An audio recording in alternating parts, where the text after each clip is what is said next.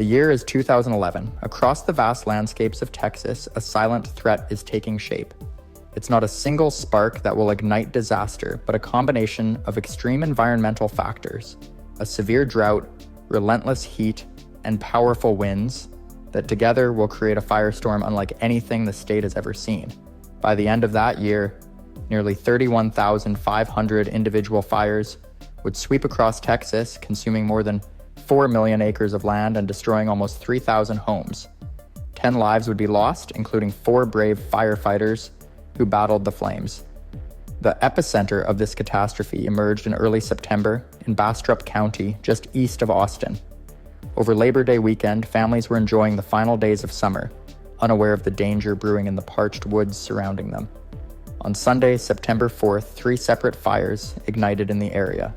The cause was deceptively simple. The drought-brittle trees, already weakened by months without rain, were toppled by strong winds and crashed into power lines, sparking flames that quickly gained momentum.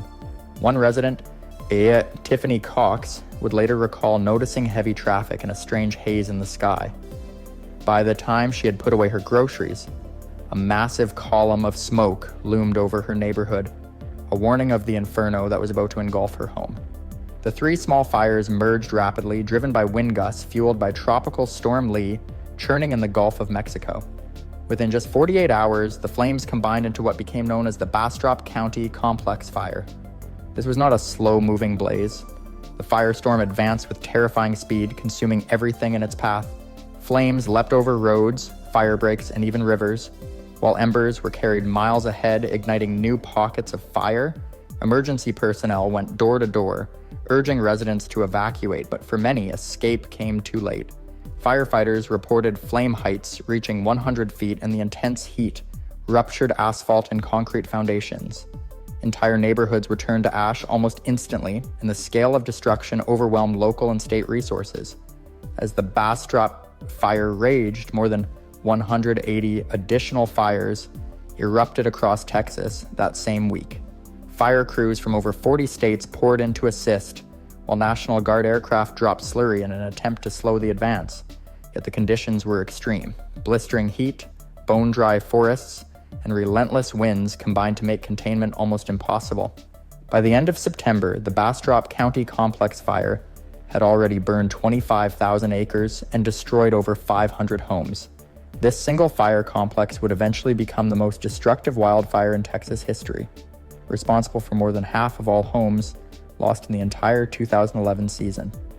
For the people of Bastrop County, the smoke, the roaring flames, and the loss of their homes would mark the beginning of a disaster that would define the year. The devastation of the 2011 Texas wildfires wasn't caused by a single spark, but by a rare combination of environmental and climatic forces that left the state primed for disaster. The first of these forces was the historic drought that had gripped Texas for months. From October 2010 through September 2011, the state endured the driest 12-month period ever recorded. Rivers, lakes, and reservoirs dropped to record lows, and grasses, shrubs, and forests dried out to the point where they could ignite with the slightest friction. This wasn't just a dry summer, it was a fundamental reshaping of the land's ability to resist fire. Bastrop County, where the largest fires would erupt, had been in a state of exceptional drought, the highest severity level since May of that year. Layered on top of the drought was the relentless heat. The summer of 2011 was scorching, with July alone setting the record as the hottest month in Texas history. Temperatures routinely soared well above 100 degrees Fahrenheit, evaporating any residual moisture from the soil and leaving vegetation brittle and primed to burn. The heat acted like a kiln, curing the grasslands and forests into kindling that could carry flames across miles in minutes. But the drought and heat alone were not enough to produce fires of the scale that would devastate Texas. A third, less visible factor played a decisive role: a powerful La Niña weather pattern in the Pacific Ocean. La Niña events occur when sea surface temperatures in the eastern Pacific drop below average, altering global weather systems. For Texas, this meant the jet stream was pushed northward, diverting rain-producing storms away from the state and ensuring the dry, hot conditions persisted. The La Niña that began in 2010 was particularly strong and unrelenting.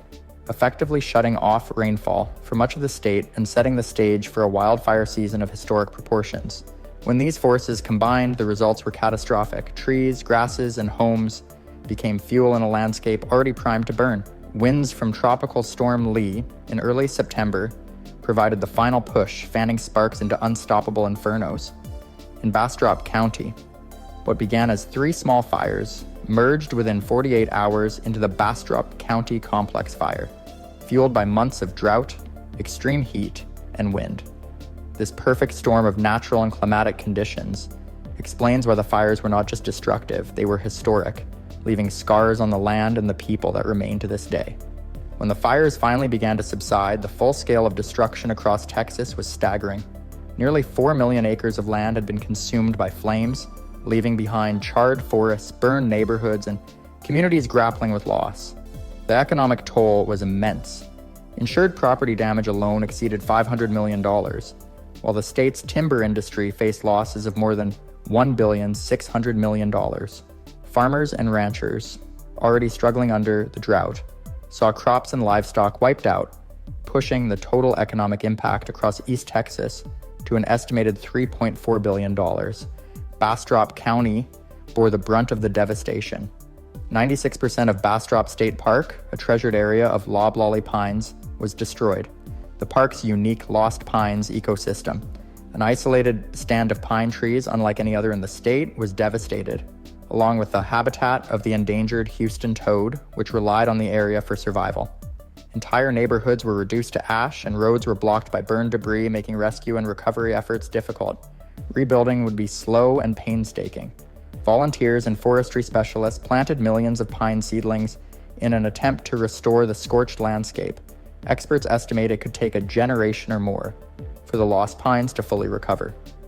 Erosion became a significant issue as heavy rains washed away soil no longer anchored by vegetation, creating new environmental challenges for the communities and the land. The fires also prompted lasting changes in public policy and community planning. In Austin, new building codes were introduced to make homes in high-risk areas more resistant to wildfires, requiring fire-resistant roofing and reinforced windows. Across the state, recovery organizations were formed to help families rebuild and to strengthen local resilience for future fire seasons. The events of 2011 left an indelible mark on Texas, reshaping how the state prepares for, responds to, and understands the threat of wildfires. The 2011 Texas wildfires were more than a moment of destruction. They were a stark lesson in the power of nature and the fragility of human settlement in extreme conditions. The scale of devastation revealed how quickly a combination of drought, heat, and atmospheric patterns can turn a familiar landscape into a deadly hazard. Across the state, communities began to reevaluate their preparedness, realizing that even regions with a history of resilience are not immune to environmental extremes.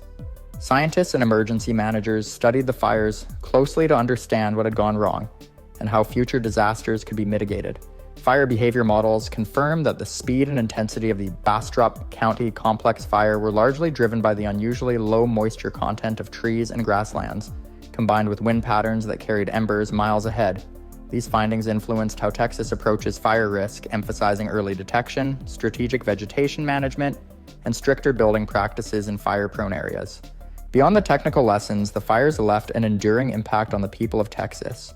Families who lost homes or livelihoods faced years of rebuilding, while communities strengthened networks of support and disaster preparedness. Volunteers, nonprofit organizations, and local governments worked together to replant forests, restore wildlife habitats, and provide assistance to residents, demonstrating resilience in the face of overwhelming loss. The legacy of the 2011 wildfires continues to shape Texas today.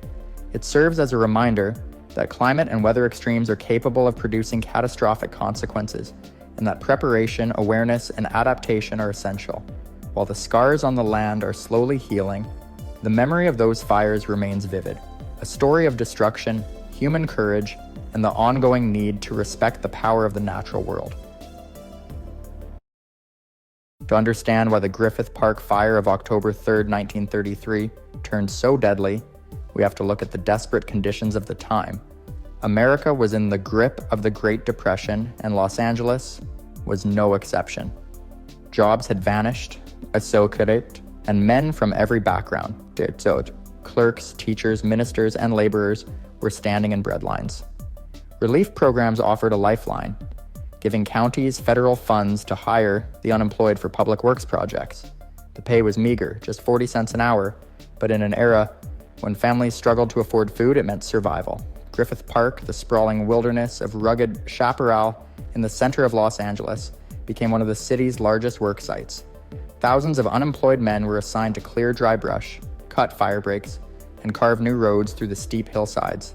On the morning of October 3rd, more than 3,700 men were scattered throughout the park, divided into large squads of 50 to 80 workers, each supervised by a straw boss. These were not trained supervisors, and the workers were not firefighters. They were ordinary men trying to support their families during a time of despair. Journalists of the era described the men's cautious optimism, noting that after months of hopelessness, they finally had steady if exhausting work. The irony was that the same brittle brush they were paid to clear would soon feed a fire that turned the park into a death trap. This fragile setup, thousands of untrained laborers working in dangerous terrain under inexperienced leaders, created the conditions for disaster. The morning of October 3rd, 1933, seemed like any other workday inside Griffith Park. The sun was unrelenting, the air was bone dry, and the Santa Ana winds carried the scent of dust and heat. Crews hacked away at brittle brush with shovels, hoes, and pickaxes, their clothing soaked through with sweat. No one realized that the same conditions fueling their exhaustion were also laying the groundwork for catastrophe. Shortly after noon, smoke began curling upward from a ravine near the mineral wells area of the park. Some accounts suggested that sparks from a worker's cooking fire might have escaped, while others pointed to smoldering embers left from a trash burn earlier that morning. Whatever the cause, the timing was disastrous. The winds turned what could have been a minor blaze into a wall of flame racing across the hillsides. The fire leapt from one slope to another, climbing ridges in seconds and choking the canyons with smoke. Untrained men with little more than shovels and blankets tried to stamp it out, but that they were no match for a wildfire feeding on acres of dry chaparral. Supervisors shouted contradictory orders, and panic spread as the fire split into several fast-moving fronts. Instead of evacuating, many of the crews were ordered to fight the flames head-on, placing them directly in harm's way.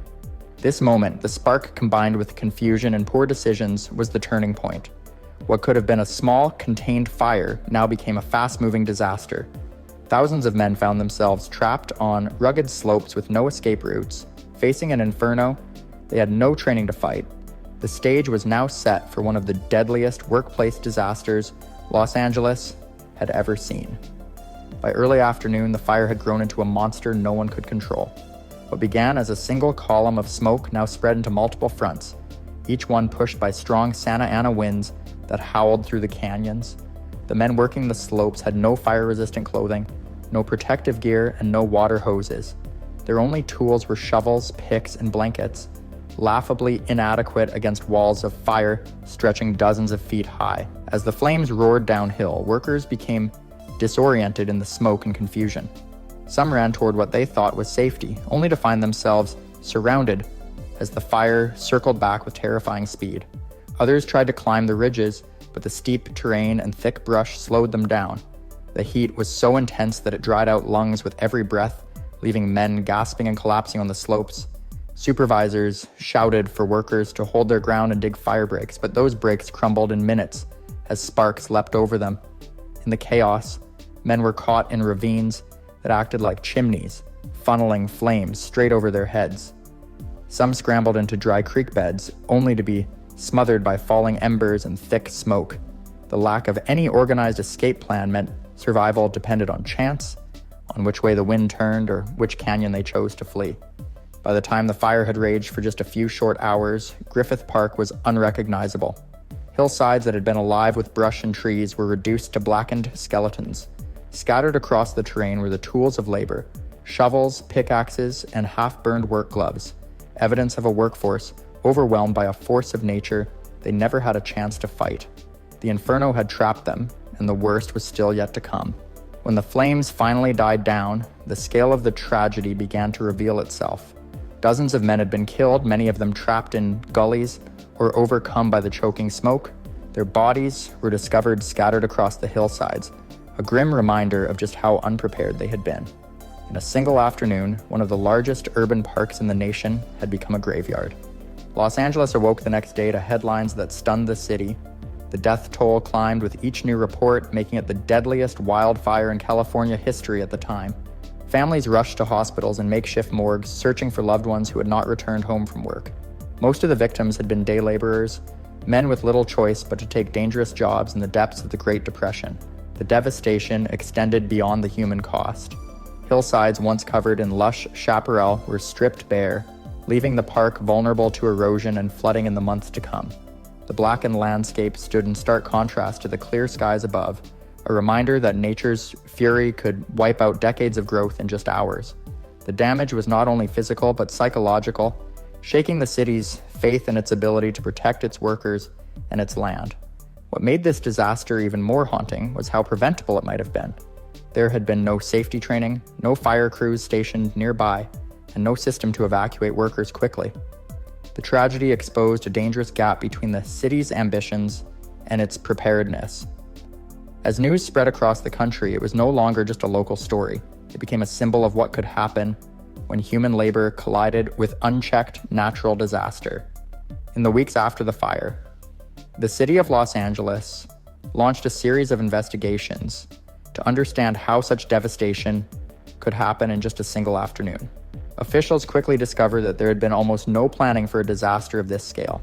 Workers had been sent into the flames with shovels and branches, tools that stood no chance against a fast-moving wildfire. Questions began to surface about why proper firefighting crews had not been on hand when thousands of men were laboring in one of the driest, most fire-prone parks in the region. The inquiry revealed that the victims had not been city employees, but day laborers, hired through relief programs. This meant they had virtually no training, no protective gear, and no rights to demand safer conditions. Their desperation for wages in the depths of the Great Depression left them vulnerable, and in Griffith Park, that vulnerability turned deadly. What made the situation worse was that supervisors reportedly gave conflicting orders, leaving men trapped when the fire shifted direction. Witnesses described chaos on the hillsides, some groups told to dig fire breaks, others ordered to flee, and still others left with no instructions at all. By the time organized firefighting units arrived, the flames had already swept through the canyons where the laborers worked. The investigations painted a picture of confusion, negligence, and a city unprepared for the risks it had created. For the families of the victims, the findings offered little comfort. Though officials promised reforms and safety improvements, no one was ever held directly accountable for the lives lost. The tragedy was labeled an accident, and the men who died were remembered more as statistics than as individuals. The investigations showed the public that this was not just a natural disaster, it was also the product of human failure. And that realization set the stage for the heated debates that would follow in the years to come. The Griffith Park fire of 1933 left scars that reached far beyond the canyons where the flames burned. It exposed how quickly desperation, poor planning, and mismanagement can turn a local blaze into one of the deadliest workplace disasters in California history. For the city of Los Angeles, the fire became a sobering lesson in the cost of ignoring safety when human lives are at stake. Relief programs across the country were forced to reconsider how they deployed untrained labor, especially in hazardous conditions. In the years that followed, new policies slowly emerged, demanding better oversight and more professional firefighting standards. Training equipment and safety procedures were strengthened, though these changes came far too late for the men who had perished on that October day. Even so, Griffith Park's tragedy became a turning point, reminding communities that wildfires were not just natural events, but disasters shaped by human decisions. From a modern perspective, the fire serves as a warning of what can happen when economic hardship collides with dangerous work. It shows how vulnerable societies can be when people are forced into peril for survival, and how easily leaders can underestimate risks in pursuit of short-term goals. As cities continue to expand into fire-prone landscapes, the same choices and mistakes made in 1933 still loom as possibilities. The legacy of Griffith Park is not only about flames and smoke, it is about accountability. The workers who died were casualties of more than fire. They were victims of neglect, desperation, and a city unprepared for disaster. Their story stands as both a memorial and a cautionary tale. If history repeats itself, the consequences could be just as deadly, and that is what makes the Griffith Park fire of 1933 a haunting reminder of the thin line between survival and catastrophe. August 20th, 1910 didn't appear out of nowhere. The stage for one of the worst fires in American history had been set months before. The winter of 1909 had been unusually mild, melting snow early and leaving the northern Rockies, stretching across Idaho, Montana, and Washington unusually dry. By spring, rivers that normally swelled with snowmelt were reduced to trickles, and by June, the forests were tinder dry. Lightning from dry thunderstorms ignited hundreds of small fires, while sparks from trains, campfires, and logging operations added countless more. The United States Forest Service, created just 5 years earlier in 1905, was still a fledgling organization. Underfunded, understaffed, and largely inexperienced in handling fires of this scale, the agency scrambled to respond. Recruitment posters called for men who could ride for days, fight fires, and survive in the wilderness without losing their heads, a job for the toughest of men. By mid-August, estimates suggest between 1,000 and 3,000 separate fires were smoldering across the region, creating a patchwork of danger too vast for any single team to contain. Smoke thickened the air, the sun glowed dim and red through the haze, and the mountains seemed to hold their breath, waiting for disaster to strike. President William Howard Taft even sent 4,000 soldiers to help combat the flames, but it was like trying to put out an ocean with a bucket. The summer of 1910 was a perfect storm of human activity, extreme dryness, and natural lightning strikes.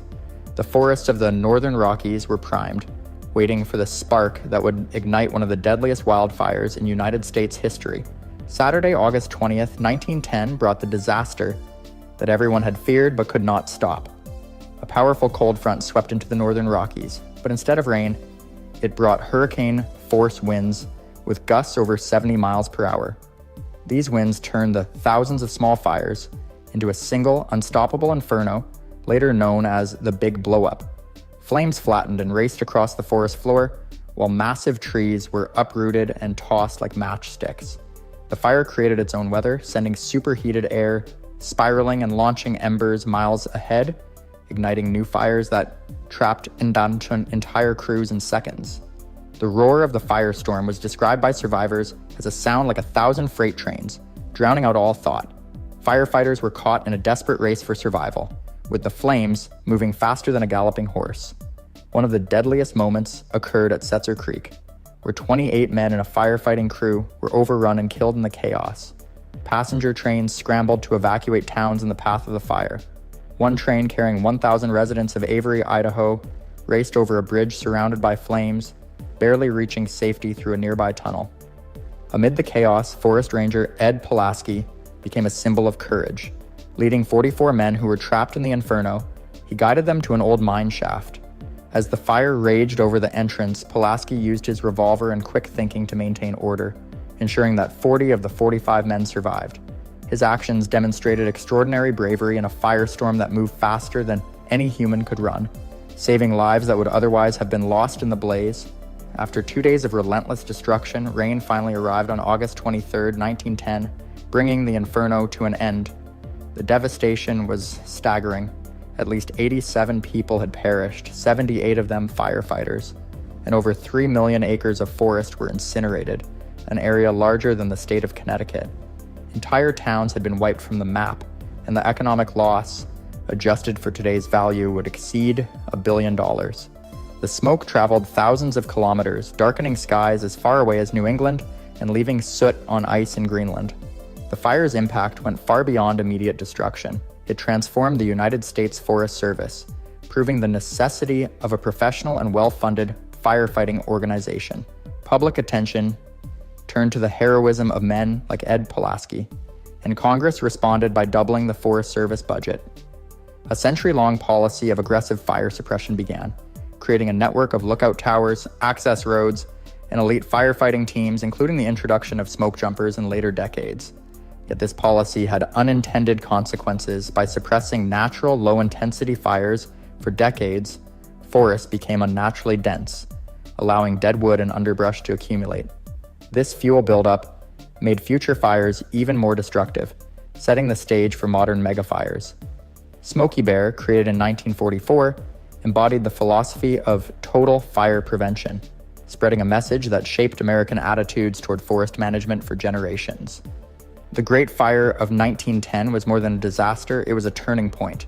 It highlighted the raw power of nature and the limits of human control, while forcing a nation to rethink its approach to forest safety, preparedness, and firefighting. The Great Fire of 1910 was a crucible that reshaped both the landscape and the nation's approach to wildfire. In its aftermath, survivors, officials, and communities faced years of rebuilding. Entire towns had been destroyed, and the northern Rockies forests were left scarred and vulnerable. Recovery was slow, with displaced families forced to find new livelihoods, while the U.S. Forest Service struggled to restore the burned areas and prevent soil erosion. The fire also cemented Ed Pulaski's legacy. His leadership during the Inferno became a symbol of courage under impossible circumstances, and his invention of the Pulaski tool, a combination of an axe and a hoe, revolutionized firefighting. Pulaski's story inspired generations of firefighters to prepare for disasters with discipline, strategy, and respect for nature's power. The lessons learned from the fire guided future forest management for decades. Policies were implemented to monitor fire-prone areas, train specialized crews, and invest in early warning systems. However, the fire also illustrated the unintended consequences of aggressive suppression, showing how overmanaged forests could store massive amounts of fuel and become tinderboxes for future megafires.